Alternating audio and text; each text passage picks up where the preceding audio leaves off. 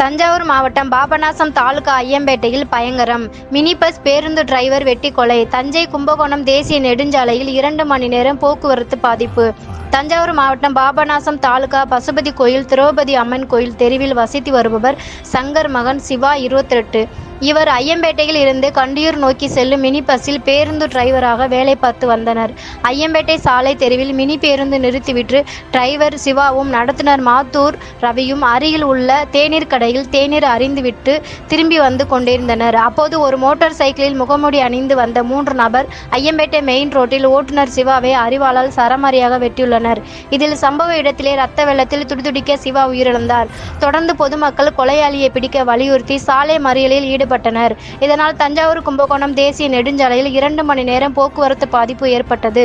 தகவல் அறிந்து இடத்திற்கு விரைந்து வந்த பாபநாசம் காவல்துறை துணை கண்காணிப்பாளர் முருகவேல் மற்றும் போலீசார் பிரேதத்தை கைப்பற்றி உடற்கூறு ஆய்வுக்காக அரசு மருத்துவமனைக்கு அனுப்பி வைத்தனர்.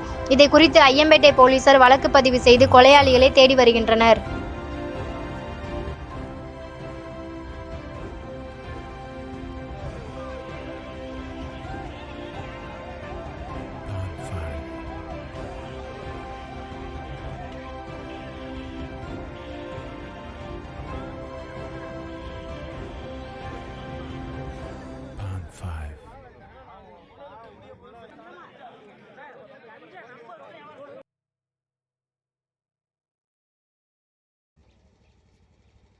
Pond 5.